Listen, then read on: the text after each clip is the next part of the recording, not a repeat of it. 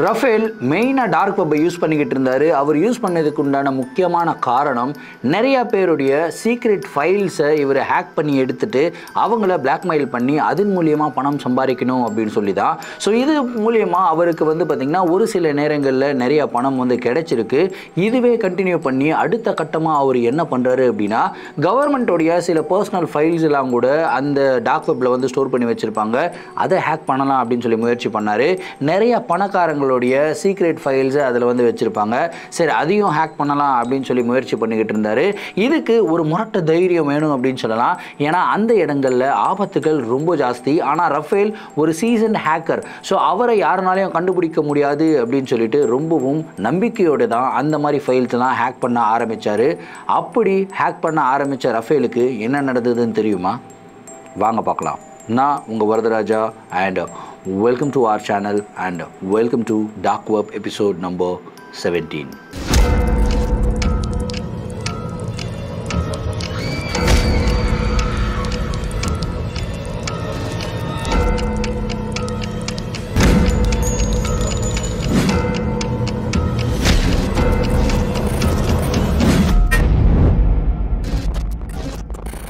So Rafael யூஎஸ்ஐ சேர்ந்த ஒரு நபர் தான். அவர் பார்த்திங்கன்னா ஒரு இன்டர்நேஷ்னல் ஹேக்கர் அப்படின்னு சொல்லலாம். ஸோ நிறையா பேருடைய பர்சனல் ஃபண்ட்ஸை, பேங்க் அக்கௌண்ட்ஸை ஹேக் பண்ணி இவர் காசு திருடுறது, இந்த மாதிரி வேலைகளில் தான் ஈடுபட்டுக்கிட்டு இருந்தார். ஸோ ரஃபேலுக்கு இதில் இன்ட்ரெஸ்ட் இருந்தாலும் முன்னொரு மிகப்பெரிய இன்ட்ரெஸ்ட் என்னென்னு கேட்டிங்கன்னா, அவருடைய கேர்ள் ஃப்ரெண்ட் கேத்ரின். ஸோ கேத்ரினை இவர் ரொம்ப ரொம்ப லவ் பண்ணுறாரு. ஸோ கேத்ரினுக்கு ஒரு சூப்பரான ஒரு வாழ்க்கையை அமைச்சு கொடுக்கணும் அப்படின்றது ஒரு மிகப்பெரிய கனவாக தான் இருந்திருக்கு. ஸோ என்ன தான் அவர் கேத்ரினை லவ் பண்ணாலும் கேத்ரின் கிட்ட இது வரைக்கும் ப்ரப்போஸ் பண்ணலை. அதுக்கு ஒரு பர்ஃபெக்டான ஒரு டைமில் தான் ப்ரப்போஸ் பண்ணணும் அப்படின்னு சொல்லி வெயிட் பண்ணிக்கிட்டு இருந்தார். அப்போ தான் February 14 லவ்வர்ஸ் டே வருதுங்க. ஸோ February 14 அப்போது கேத்ரினோட வீட்டுக்கு போயிட்டு அவங்கள ப்ரப்போஸ் பண்ணலாம் அப்படின்ற ஒரு கனவோடு இவர் என்ன பண்ணுறாருனா கேத்ரினுடைய வீட்டுக்கு போகிறாரு. அங்கே போகும்போது கேத்ரினுடைய வீடு பூட்டப்பட்ட நிலையில் இருந்திருக்குங்க. அதுக்கப்புறம் கேத்ரினுக்கு கால் பண்ணுறாரு. அவங்களுடைய ஃபோன் டிஸ்கனெக்ட் ஆகிருக்கு. அதுக்கப்புறம் திரும்ப திரும்ப திரும்ப திரும்ப கால் பண்ணிக்கிட்டே இருக்காரு. அவங்களுடைய ஃபோனை யாரோ கட் பண்ணுறாங்க. அதாவது கேத்ரின் தான் கட் பண்ணுறாங்க அப்படின்னு சொல்லி நினச்சிக்கிட்டு இருந்தார். சரி, என்னடா ஆச்சு, எங்கே போனாங்க அப்படின்னு சொல்லிட்டு அவங்க வீட்டிலேருந்து வெளியே வராரு. அதாவது அவங்களுடைய வீட்டு வாசல்லேருந்து வெளியே வரும்போது ஒரு நபரை மீட் பண்ணுறாருங்க. அந்த நபர் யாருன்னு கேட்கும்போது அவர் நான் நெய்பராக இருக்கேன், உங்கள் வீட்டிலேருந்து பக்கத்து வீட்டில் தான் இருக்கிறேன் அப்படின்னு சொல்கிறாரு. கேத்ரினை பார்த்தீங்களா, கேத்ரின் எங்கே போனாங்கன்னு தெரியுமா அப்படின்னு சொல்லி அந்த நெய்பர்கிட்ட இவர் கேட்குறாருங்க. அதுக்கு அந்த நெய்பர் என்ன சொல்கிறாருன்னா, இல்லையே, கேத்ரின் வீடை காலி பண்ணி கிட்டத்தட்ட 10 நாட்கள் ஆகுது, 10 நாட்கள் ஆகிடுச்சு, நீங்கள் இப்போ கேட்குறீங்களே அப்படின்னு சொல்லி சொல்கிறாரு. என்னங்க நீங்கள் சொல்கிறீங்க, 10 நாள் ஆகிடுச்சா? இல்லையே, நான் நேற்று கூட பேசினேன் அவங்கக்கிட்ட, நல்லா பேசினாங்களே எங்ககிட்ட அப்படின்னு சொல்லி கேட்குறாங்க. அப்படின்னா கேத்ரின் கூட வந்தது நீங்கள் தானா இன்றைக்கி காலையில் அப்படின்னு சொல்லி கேட்குறாரு. இல்லையே, நான் இப்போ தானே வரேன், கேத்ரின் யார் கூட வந்தாங்க, யார் கூட வெளியே போனாங்க அப்படின்னு சொல்லி கேட்கும்போது அப்போ அந்த நபர் சொல்கிறாரு, ஒரு பையன் வந்தான், அந்த பையனை கட்டி பிடிச்சி கேத்ரின் கிஸ் பண்ணாங்க, அதுக்கப்புறம் அவங்க கிளம்பி எங்கேயோ போயிட்டாங்க அப்படின்னு சொல்கிறாரு. இதை கேட்ட உடனே ரஃபேலுக்கு சரியான ஒரு ஷாக்கு, சரியான ஒரு கோவம். என்னடா இது, கேத்ரின் என்ன ஏமாத்துறாங்களா அப்படின்னு சொல்லி, நீங்கள் தான் வீடு காலி பண்ணிட்டீங்கன்னு சொன்னீங்களே, கேத்ரின் வீடு காலி பண்ணிட்டாங்க அப்படின்னா எதுக்காக அந்த பையனோட இந்த வீட்டுக்கு வரணும் அப்படின்னு சொல்லி கேட்குறாரு. இது ஒரு லாஜிக்கான ஒரு கொஸ்டின் தான். கேத்ரினோட ஒரு சில பொருள்கள் இன்னமும் வீட்டுக்குள்ளே தான் இருக்குது, அதை எடுத்துகிட்டு போகலாம் அப்படின்னு சொல்லி தான் அந்த பையனோட வந்தாங்க. ஆனால் கிளம்பி போகும்போது அந்த பையன் கூட கட்டி பிடிச்சி அப்படி ஒரு கிஸ் அடித்தாங்க பாரு அப்படின்னு சொல்லி இன்னமும் கொஞ்சம் ஏற்றி விடுறாரு அந்த நெய்பர். இதை கேட்ட உடனே இவர் பார்த்திங்கன்னா, அதாவது ரஃபேல் செம்ம வெக்ஸ் ஆகிடுறாரு. ஒரு மாதிரி ஹார்ட் புரோக்கன் அப்படின்னு சொல்லலாம். அந்த மாதிரி ஒரு வேதனையில் இவர் வீட்டுக்கு திரும்பி போகிறாருங்க. வீட்டுக்கு திரும்பி போகிற வழியில் கேத்ரினோட மொபைலுக்கு கால் பண்ணிக்கிட்டே இருக்கார். தொடர்ந்து அவருடைய காலை யாரோ கட் பண்ணிக்கிட்டே இருக்காங்க. ஸோ ஃபைனலாக இவர் வீட்டுக்கும் சேர்றாரு. வீட்டில் போயிட்டு உட்காந்து அழுகுறாரு. அழுதுகிட்டு இருக்கும்போது அவருடைய மனசில் தோன்ற ஒரே ஒரு விஷயம் என்னென்னா, ஒருவேளை கேத்ரினுக்கு என்னை விட பணக்கார பையன் கிடைச்சிட்டானோ, அதனால தான் என்னை வேணான்னு சொல்லிட்டு அந்த பையன் கூட போயிட்டாலோ அப்படின்னு சொல்லிட்டு இவருடைய மைண்டில் ஓட ஆரம்பிக்குதுங்க. ஓட ஆரம்பித்த உடனே இவர் என்ன யோசிக்கிறாருன்னா, நான் எப்படி இருந்தாலும் ஹேக் ஹேக் பண்ணேன், சின்ன சின்ன பேங்க் அக்கௌண்ட்ஸை ஹேக் பண்ணி என்ன பிரயோஜனம், பெரிய பணக்காரங்களுடைய ஃபைல்ஸ் எல்லாம் டார்க் வெப்பில் கிடைக்குதா அப்படின்னு சொல்லி நம்ம சர்ச் பண்ணலாம் அப்படின்னு சொல்லிட்டு இவர் என்ன பண்ணுறாருன்னா டார்க் வெப்பை ஓப்பன் பண்ணுறாருங்க. ஓப்பன் பண்ணி இவர் வந்து நிறையா இன்ஃபர்மேஷன்ஸ் இருக்கிற மாதிரி வந்து போயிட்டு ஃபைல்ஸ் எல்லாமே தேட ஆரம்பிக்கிறாரு. அவ்வளோ சீக்கிரமாக அவ்வளோ ரிச்சான ஃபைல்ஸ் எல்லாம் இவருக்கு கிடைச்சிடாது இல்லையா. ஸோ இவர் வந்து தேடுறாரு கிட்டத்தட்ட ஒரு 6 மணி நேரம் வந்து பார்த்திங்கன்னா கம்ப்யூட்டருக்கு முன்னாடியே உட்காந்து வெறித்தனமாக தேடிக்கிட்டு இருக்காரு. இவர் வந்து நார்மலாக இந்த VPN இந்த மாதிரி விஷயங்களெல்லாம் யூஸ் பண்ணி ப்ராக்ஸி சர்வர் மூலியமாக தான் உள்ளே போவார். ஸோ VPN யூஸ் பண்ணி போனால் வந்து கண்டுபிடிக்க முடியாது, அதாவது IP அட்ரஸை வந்து கண்டுபிடிக்க முடியாது அப்படின்னு சொல்லி தான் நினச்சிக்கிட்டு இருக்காங்க. இவருமே ஃபைனலாக வந்து தேடிக்கிட்டே இருக்கும்போது திடீர்னு வந்து பார்த்திங்கன்னா இவருடைய கம்ப்யூட்டர் ஸ்க்ரீனில் வந்து ஒரு மெசேஜ் பாப்பப் ஆகுதுங்க. மெசேஜ் பாப்பப் ஆகிட்டு அந்த மெசேஜில் என்ன சொல்லுது அப்படின்னா, ஹாய் ரஃபேல், வெல்கம் பேக். ரொம்ப நேரம் தேடிக்கிட்டு இருக்கீங்க போல இருக்குது, ரொம்ப கஷ்டமாக ஒர்க் பண்ணிக்கிட்டு இருக்கீங்க போல இருக்குது, ஹார்ட் ப்ரோக்கனாக இருக்கீங்க போல இருக்குது, ஏன் கூட ஒரு கேம் விளையாடுறீங்களா அப்படின்னு சொல்லி அந்த மெசேஜ் கேட்குதுங்க. இதை பார்த்த உடனே ரஃபேலுக்கு வந்து பார்த்திங்கன்னா ஆல்ரெடி செம்ம மூட் ஆஃபில் இருக்கார். என்ன கேம் விளையாடணுமா அப்படி இப்படிலாம் கேட்குது. முதல்ல என்னுடைய பேர் ரஃபேலுன்னு எப்படி இந்த ஒரு பர்சனுக்கு தெரியும் அப்படின்னு சொல்லி யோசிக்கிறாரு. சரி, இதெல்லாம் எனக்கு யோசிக்கிறதுக்கு டைம் இல்லை, இருந்தாலும் இந்த பர்சன்கிட்ட இன்ட்ரெஸ்ட் காட்ட வேணாம் அப்படின்னு சொல்லிட்டு, இல்லைங்க இப்போ நான் கொஞ்சம் ரொம்ப பிஸியாக இருக்கேன், மேபி இன்னொரு நாள் நம்ம கேம் விளையாடலாம், இப்போ வேணாம் அப்படின்னு சொல்லிட்டு சர்க்காஸ்டிக்காக ஒரு ரிப்ளையை வந்து டைப் பண்ணி விட்றாருங்க. அதுக்கு உடனே ஒரு ரிப்ளை வருதுங்க. அந்த ரிப்ளையை பார்த்து ரஃபேல் ஷாக் ஆகுறாரு. அந்த ரிப்ளையில் என்ன போட்டிருந்தது அப்படின்னா, நீங்கள் இப்படியெல்லாம் ஈஸியாக சொல்லி எஸ்கேப் ஆக முடியாது ரஃபேல், நீங்கள் என் கூட ஒரு கேம் விளையாடி தான் ஆகணும், அப்படி நீங்கள் விளையாடலை அப்படின்னா உங்களுடைய கேர்ள் ஃப்ரெண்ட் கேத்ரின் கொல்லப்படுவார் அப்படின்னு சொல்லி ஒரு மெசேஜ் வந்திருக்குங்க.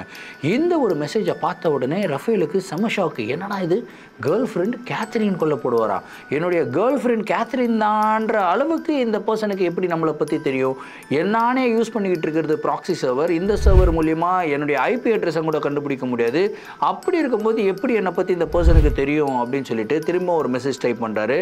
என்னுடைய கேர்ள் ஃப்ரெண்ட் பேர் கேத்ரின் கிடையாது, நீங்கள் வேறு யாரோ ஒரு பர்சன் நினச்சிக்கிட்டு என்கிட்ட சேட் பண்ணிக்கிட்டு இருக்கீங்க அப்படின்ற ஒரு மெசேஜை போடுறாருங்க. உடனே அந்த பாப்அப்ல இருந்து வந்து பார்த்தீங்கன்னா ஒரு ஸ்க்ரீன், இன்னொரு ஸ்க்ரீன் ஓப்பன் ஆகுது. அந்த ஸ்க்ரீனில் என்ன ஓப்பன் ஆகுதுன்னு கேட்டிங்கன்னா ஒரு ஃபோட்டோ ரிலீஸ் ஆகுதுங்க. அந்த ஃபோட்டோவை பார்த்த ரஃபேல் ஆடி போயிடுறாரு.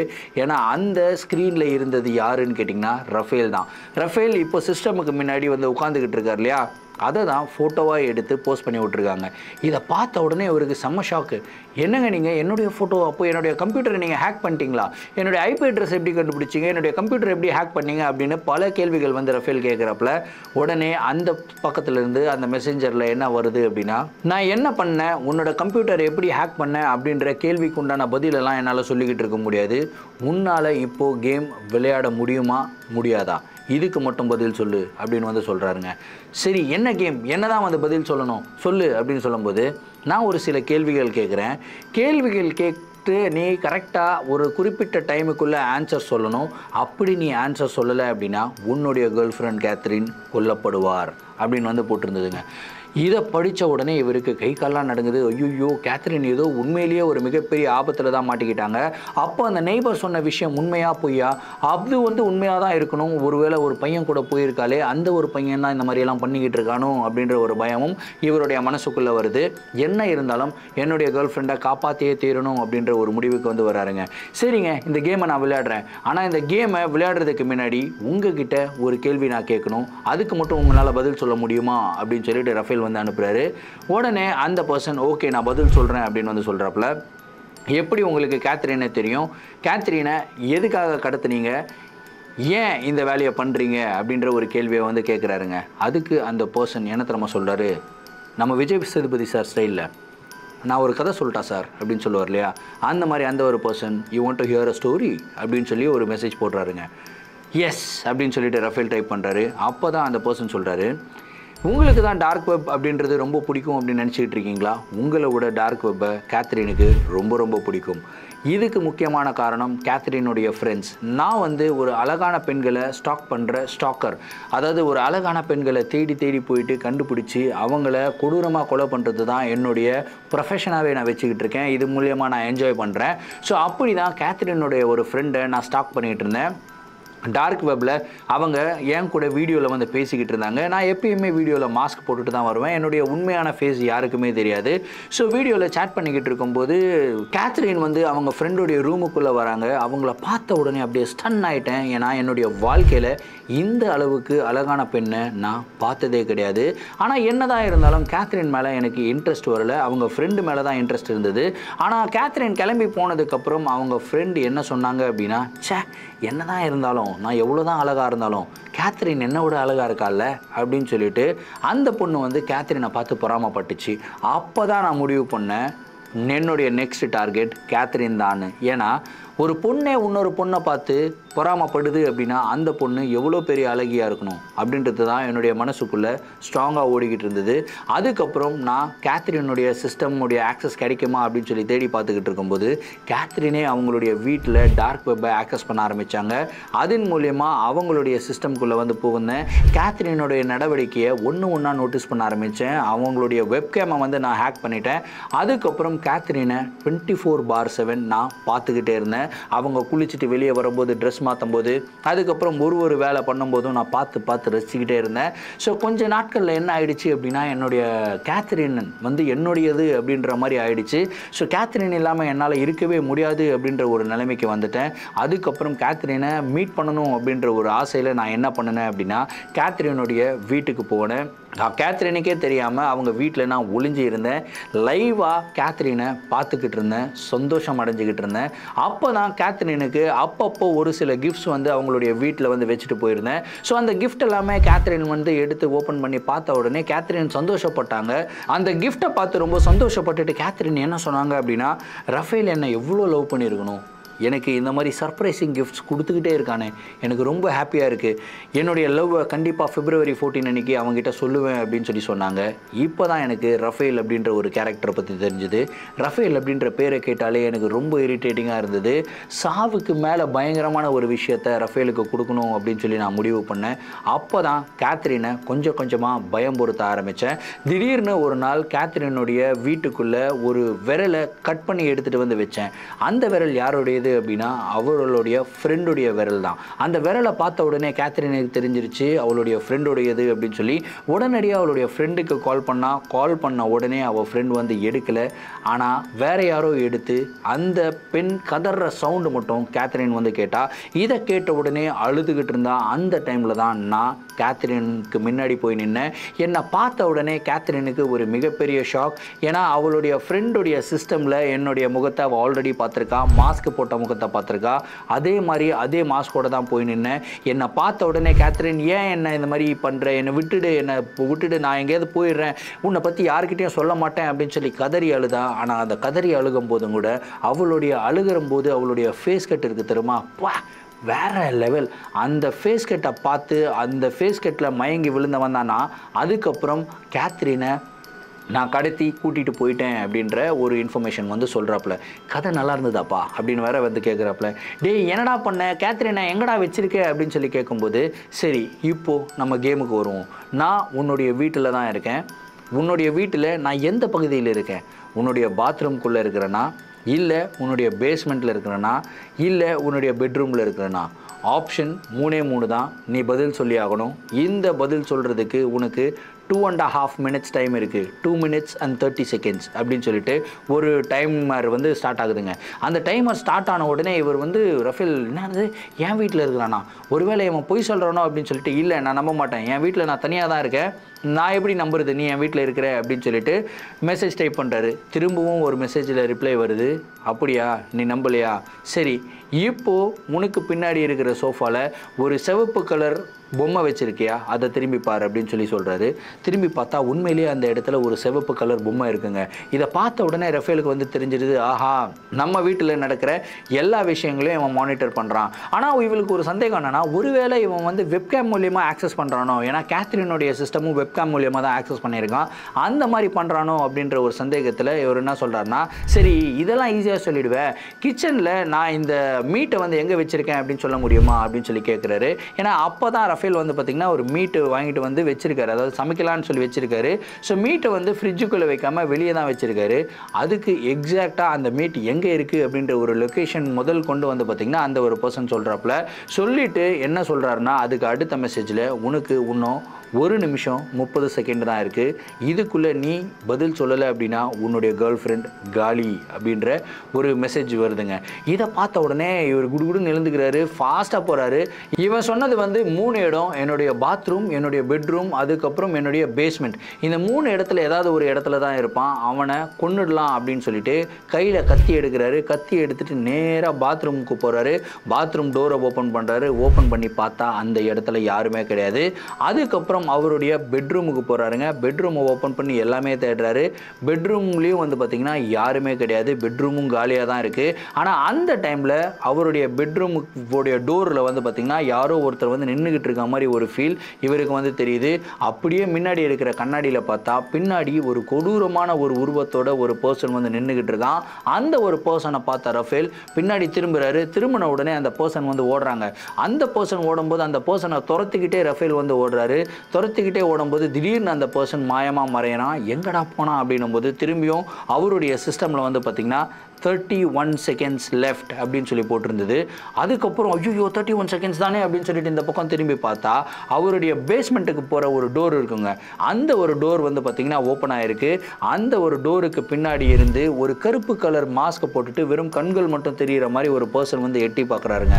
அதை பார்த்த உடனே அவருக்கு புரிஞ்சிடுறாரு, ஓகே இந்த பர்சன் வந்து இங்கே தான் இருக்கான் அப்படின்னு சொல்லி தெரிஞ்சுக்கிட்டு சரி பதில் சொல்லிவிடுவோம் அப்படின்னு சொல்லி டைப் பண்ணும்போது அவருடைய கீபோர்டு வந்து பார்த்திங்கன்னா ஃப்ரீஸ் ஆகிடுது. அவரால் டைப் பண்ணவே முடியல. ஆனால் டைமர் மட்டும் போய்கிட்டே இருக்குது. 32, 31, 30, 29, 28 அப்படின்னு சொல்லி கொஞ்சம் கொஞ்சமாக போய்கிட்டே இருக்குது. கடைசியில் வந்து பார்த்திங்கன்னா 00 ஆகிடுது.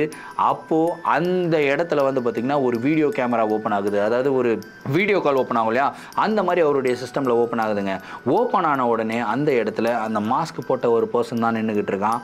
ரஃபேல் ரஃபேல் ரஃபேல், நான் தான் உனக்கு டைமர் கொடுத்தேன்ல, 2 நிமிஷம் டைம் கொடுத்தேன்ல, அப்படி கொடுத்தும் என்ன உன்னால் கண்டுபிடிக்க முடியலையா? உன்னுடைய வீட்டில் தான் நான் ஒளிஞ்சிக்கிட்டு இருக்கேன், அப்படி இருந்தும் என்னை கண்டுபிடிக்க முடியலையா அப்படின்னு சொல்லிட்டு பயங்கர வில்லத்தனமாக சிரிக்கிறான். டேய் என்னடா பண்ணுற, நான் தான் டைப் பண்ண வந்தேனடா, பேஸ்மெண்ட்டு டைப் பண்ண வந்தேனடா, ஆனால் என்னோட கம்ப்யூட்டர் ஃப்ரீஸ் ஆகிடுச்சுடா, என்னோட கீபோர்டு ஃப்ரீஸ் ஆகிடுச்சுடா, என்னால் டைப் பண்ண முடியலடா, என்னுடைய கேர்ள் ஃப்ரெண்டை விட்டுடுறா அப்படின்னு சொல்லிட்டு ரஃபேல் எவ்வளவோ கதறாருங்க. ஆனால் அவ்வளோ கதறினாலும் அந்த ஒரு பர்சன் என்ன சொல்கிறான் அப்படின்னா, இட்ஸ் டூ லேட் ரஃபேல். என்ன பண்ணுறதுன்னா, நான் இந்த டைமிங்லலாம் ரொம்ப கரெக்டாக இருப்பேன், நீ வந்து ஒரு 30 செகண்ட்ஸ்க்கு முன்னாடியே ஆன்சர் சொல்லியிருக்கணும் இல்லையா? ஏன்னா உன்னுடைய கேர்ள் ஃப்ரெண்டுடைய உயிர் உன் கையில் இல்லையா? இப்போது உன்னுடைய கேர்ள் ஃப்ரெண்டை உன் கண்ணு முன்னாடியே கொலை பண்ண போகிறேன். ஆனால் கொலை நான் செய்யலை, நீ தான் செஞ்ச. ஏன்னா அந்த 2.5 நிமிஷத்துக்குள்ளே நீ தான் ஆன்சர் கொடுக்கலடா, அதனால தான் உன் கேர்ள் ஃப்ரெண்ட் சாகரா அப்படின்னு சொல்லிட்டு அவன் நகர்றாங்க. நகரும்போது ஒரு மிகப்பெரிய ஷாக்கிங்கான ஒரு விஷயத்தை பார்க்குறாரு. என்னென்னா கேத்ரின் ஃப்ளோரில் படுத்துருக்காங்க. அவங்களுடைய முகத்தில் தோலெல்லாம் இருக்குல்ல, தோலெல்லாம் வந்து பார்த்திங்கன்னா கத்தியை வச்சு பிச்சிருக்காங்க. டோட்டலாக பிஞ்சிருக்கு. அந்த இடம் வந்து பழக்கப்பட்ட மாதிரி இருக்குது. யாரா இது அப்படி எந்த இடம்டான்னு சொல்லி ரஃபேல் பார்த்துக்கிட்டு இருக்கும்போது அப்போ தான் அவர் கண்டுபிடிக்கிறாரு அவருடைய பேஸ்மெண்ட்டில் தான் கேத்ரின் இருந்திருக்காங்கன்னு. குடுகுடுன்னு பேஸ்மெண்ட்டு ஓடுறாரு. அதாவது பேஸ்மெண்ட் டோர் பக்கத்தில் ஓடுறாரு. பேஸ்மெண்ட் டோர் வந்து பார்த்திங்கன்னா உள்ளே இருந்து லாக் ஆகிருக்கு. கத்துறாரு ரஃபேல். பேஸ்மெண்ட் டோரை எட்டி உதைக்கிறாரு. எப்படியாவது கஷ்டப்பட்டு ஓப்பன் பண்ணலாம் அப்படின்னு சொல்லி முயற்சி பண்ணுறாரு. ஆனால் அந்த பேஸ்மெண்ட் டோரை ஓப்பன் பண்ண முடியல. திரும்பியும் அவருடைய கம்ப்யூட்டருக்கு போகிறாரு. ஸ்க்ரீனில் வந்து கெஞ்சிறாரு, டே விட்டுடுறா, என்னுடைய கேர்ள் ஃப்ரெண்டை விட்டுடுறா, என்ன ஆனாலும் சரிடா நான் பார்த்துக்கிறேன்டா, அவளுடைய எதுவுமே பண்ணாத அப்படின்னு சொல்லி கெஞ்சிறாரு. ஆனால் அவ்வளோ கெஞ்சினாலும் அந்த ஒரு பர்சன் கேத்ரினை விடுற மாதிரி இல்லை. ஒன்றா அதாவது ஃபஸ்ட்டு கேத்ரினுடைய விரல்களை வெட்டுறான், அதுக்கப்புறம் கையை வெட்டுறான், காலை வெட்டுறான், ஃபைனலாக கேத்ரினுடைய தலையும் வெட்டுறான். வெட்டி எடுத்து என்ன பண்ணுறான் அப்படின்னா, அந்த பேஸ்மெண்ட்டில் ஒரு டெஸ்க் இருக்குமா, அந்த டெஸ்க் ரஃபேலுக்கு ரொம்ப பிடித்தமான ஒரு டெஸ்க். அந்த டெஸ்க் மேலே கேத்ரினுடைய தலையை வச்சுட்டு, இந்தாப்பா உன்னை லவ் பண்ண பொண்ணு, இன்றைக்கி February 14 இல்லையா, ஹாப்பி வேலண்டைன்ஸ் டே சொல்லணும்னு சொல்லிட்டு அவளும் காத்துக்கிட்டு இருந்தா, நீயும் காத்துக்கிட்டு இருந்த, இப்போது ஹாப்பி வேலண்டைன்ஸ் டே சொல்லிக்கோ அப்படின்னு சொல்லிட்டு பயங்கர வில்லத்தனமாக சிரிக்கிறாங்க. இதை சிரித்த உடனே ரஃபேலுக்கு என்ன பண்ணுறதுன்னே தெரியல. பயங்கர கோவம். டேய் இப்போ மட்டும் என் கையில் மாட்டினா உன்னை குத்தி கொன்னுடுவான்டா அப்படின்னு சொல்லி அப்படியே கோவப்பட்டு கொந்தளிக்கும் போது அந்த ஒரு பர்சன் என்னத்தனமாக சொல்கிறான், சரி இதெல்லாம் ஏன் உனக்கு நடந்ததுன்னு யோசிச்சியா? இவ்வளோ பேர் டார்க் வெப் வந்து ஆக்சஸ் பண்ணுறாங்க, உனக்கு ஏன் நடந்ததுன்னு யோசிச்சியா அப்படின்னு சொல்லி கேட்குறான். ஏன்டா அப்படின்னு சொல்லி ரஃபேல் வந்து கோவப்பட்டு கத்தும்போது அப்போ தான் அவர் சொல்கிறாரு, இது நீ முன்னாடியே யோசிச்சிருக்கணும்ப்பா. நிறையா பணக்காரங்களுடைய சீக்ரெட் ஃபைல்ஸை தேடினேன், கவர்மெண்ட்டுக்கு சம்மந்தப்பட்ட சீக்ரெட் ஃபைல்ஸ் எல்லாம் நிறையா தேடினேன். அதனால தான் உனக்கு இந்த நிலமை. இந்த நிலமை மற்றவங்களுக்கும் தெரிய போகிறோம். இந்த ஸ்டோரி இங்கே ஒன்று நடந்தது இல்லையா, உன்னுடைய எக்ஸ்பிரஷனு, உன் கேர்ள் ஃப்ரெண்டை கொலை பண்ணது, இது எல்லாமே ரெக்கார்ட் பண்ணப்பட்டிருக்கு. இதுவும் $multi-million நான் வந்து சேல் பண்ண போகிறேன். நான் உன்னால் பணக்காரன் ஆகிக்கிட்டே தான் இருப்பேன். நீ பணக்காரன் ஆகணும்னு நினச்சேன், ஆனால் உன்னால் நான் தான் பணக்காரன் ஆகிட்டேன் அப்படின்னு சொல்லிட்டு பயங்கர வில்லத்தனமாக சிரிக்கிறாங்க. அப்படியே ரஃபேல் கதறி அழுதுகிட்டு இருக்கும்போது ரஃபேலுடைய பின்மண்டையில் யாரோ ஓங்கி அடித்த மாதிரி இருந்தது. ரஃபேல் அந்த இடத்துல மயக்கம் போட்டு கீழே விழுந்துடுறாரு. கிட்டத்தட்ட ஒரு 3 மணி நேரத்துக்கு ரஃபேல் வந்து பார்த்திங்கன்னா மயக்கத்தில் தான் இருக்காருங்க. 3 மணி நேரம் கழித்து தான் ரஃபேலுக்கு மயக்கம் தெளியுது. மயக்கம் தெளிஞ்சு பார்க்கும்போது அவருடைய வீடே ரொம்ப க்ளீனாக இருக்குது. ஃபஸ்ட்டு குடுகுடுன்னு இருந்து பேஸ்மெண்ட்டுக்கு ஓடுறாருங்க. பேஸ்மெண்ட்டுக்கு ஓடி போய் பார்த்தா பேஸ்மெண்ட்டில் கேத்ரினுடைய உடல் இல்லை, அந்த இடத்துல ரத்தம் இல்லை, எதுவுமே இல்லை, டோட்டலாக க்ளீனாக இருக்குது. இன்ஃபேக்ட் பேஸ்மெண்ட்டில் வந்து பார்த்திங்கன்னா அந்த ஏதாவது ரத்தம்னா ரத்தத்தோடைய ஸ்மெல்லாம் வரும் இல்லையா, அந்த மாதிரி ஸ்மெல் கூட கிடையாது. ரொம்ப ரொம்ப க்ளீனாக இருக்குது, நல்ல வாசனை தான் இருக்குது. என்னடா இது அப்படின்னு சொல்லிட்டு இவர் எல்லா இடத்துலையும் போய் தேடுறாரு. அந்த கிச்சனுக்கு ஓடுறாரு. கிச்சனுக்கு ஓடி போய் பார்த்தா அந்த கறி வாங்கிட்டு வந்து வச்சுருந்தார் இல்லையா சமைக்கிறதுக்கு, அந்த கறியை எடுத்து ஆல்ரெடி சமைச்சு வச்சு யாரோ அந்த இடத்துல சாப்பிட்டுட்டு போயிருக்காங்க. சாப்பிட்ட தட்டை வந்து பார்த்திங்கன்னா அங்கே அந்த சிங்க் இருக்கு இல்லையா, சிங்கில் போட்டுட்டு போயிருக்காங்க. இதை பார்த்த உடனே தான் ரஃபேலுக்கு தெரியுது, நம்மளை அடித்து மயக்கம் பண்ண வச்சுட்டு அவன் எல்லா வேலையும் முடிச்சுட்டு சமைச்சு சாப்பிட்டுட்டு போயிருக்கான். இதுக்கப்புறம் என்னால் எதுவுமே பண்ண முடியாது அப்படின்னு சொன்ன ரஃபேல் என்ன சொல்கிறாரு அப்படின்னா, இதுக்கப்புறம் நான் ஏன் உயிரோட வாழணும் அப்படின்னு சொல்லிட்டு ரஃபேல் யோசிக்கிறாரு. யோசிச்சுட்டு அவருடைய உயிரை எடுத்துக்கிறதுக்கு ஒரு முயற்சி பண்ணுறாருங்க. அந்த டைமில் அவங்களுடைய வீட்டுக்குள்ளே போலீஸ் வந்து வருதுங்க. எதுக்காக வருது அப்படின்னா ரொம்ப சிம்பிளான ஒரு விஷயத்துக்காக தான் வருது. கேத்ரின் காணோம் அப்படின்னு சொல்லி அவங்க அப்பா அம்மா கம்ப்ளைண்ட் பண்ணியிருக்காங்க. ஸோ உங்ககிட்ட விசாரிக்கணும் அப்படின்றதுக்காக வந்திருக்கோம் அப்படின்னு வந்து சொல்கிறாங்க. இவருமே அவங்கக்கிட்ட பேசுகிறாரு. ஆனால் இந்த ஒரு ஸ்டோரியை வந்து டோட்டலாக மறைச்சிட்றாரு. இந்த ஸ்டோரி வந்து பார்த்திங்கன்னா எனக்கு கேட்கும்போது எனக்கு அதாவது வாசிக்கும்போது எனக்கு ரொம்ப கஷ்டமாக இருந்தது. ஏன்னா யோசித்து பார்த்தா இவர் ஒரு ஆசை வச்சுருந்தார் பணம் சம்பாதிக்கணும். ஆனால் பணம் சம்பாதிக்கிறதுக்கு உண்டான வழி வந்து ஒரு தவறான வழி வந்து கையெடுத்தார். ஸோ தவறான வழியை கையெடுத்து அதுக்கப்புறம் வந்து ஒரு கவர்மெண்ட்டோடைய ஃபைல்ஸ்குள்ளே போய்ட்டு ஆக்சஸ் பண்ணலாம், அதுக்கப்புறம் பணக்காரங்களுடைய ஃபைல்ஸ்குள்ளே போய் ஆக்சஸ் பண்ணலாம் அப்படின்னு சொல்லிட்டு நிறையா இவர் வந்து முயற்சி பண்ணி ஒரு பிரச்சனையில் மாட்டி அதன் மூலியமாக கேத்ரினுடைய உயிர் பரிதாபமாக பறி போனது தான் ரொம்பவும் சோகமான ஒரு விஷயம். இதனால தான் நான் சொல்கிறேன், யாரும் டார்க் வெப்பை ஆக்சஸ் பண்ணாதீங்க. இந்த ஸ்டோரியெல்லாம் கேட்குறதுக்கு சுவாரஸ்யமாக இருக்கும், கேட்குறதுக்கு இன்ட்ரெஸ்ட்டாக இருக்கும். ஆனால் உண்மையிலேயே நீங்கள் டார்க் வெப்பை ஆக்சஸ் பண்ணும்போது நிறையா ஆபத்துகளை வந்து சந்திப்பீங்க. இன்ஃபேக்ட் நீங்கள் சேஃபாக தான் இருக்கிறீங்க அப்படின்னு சொல்லி நினைப்பீங்க. ஆனால் உங்களை கண்டினியூஸாக யாரோ ஐ ஆம் வாட்சிங் அப்படின்னு சொல்லிட்டு வாட்ச் பண்ணிக்கிட்டே இருப்பாங்கன்றதை மட்டும் மறந்துடாதீங்க. ஸோ இந்த ஒரு நிகழ்வை பற்றின உங்களுடைய கருத்துக்கள் என்ன அப்படின்றத கமெண்ட் பாக்ஸில் சொல்லுங்கள். அடுத்த வீடியோ ரொம்பவும் ஸ்பெஷல் வீடியோவாக இருக்க போது எபிசோட் 500 வரப்போகுது. ஸோ அடுத்த வீடியோக்கெல்லாம் யார் வெயிட் பண்ணிக்கிட்டு இருக்கீங்க அப்படின்றத கமெண்ட் பாக்ஸில் சொல்லுங்கள். இந்த வீடியோ உங்களுக்கு பிடிச்சிருந்தா உங்களுடைய நண்பர்களுக்கும் ஷேர் பண்ணி விடுங்க. அப்போ தான் டார்க் வெப்புடைய டேஞ்சர்ஸ் என்னென்ன அப்படின்றது உங்களுடைய ஃப்ரெண்ட்ஸுக்குமே வந்து தெரியும். மீண்டும் அடுத்த ஒரு சுவாரஸ்யமான வீடியோவில் உங்களை வந்து சந்திக்கிறேன். Until then, it's me, Varatharaja, signing off. Thank you and bye.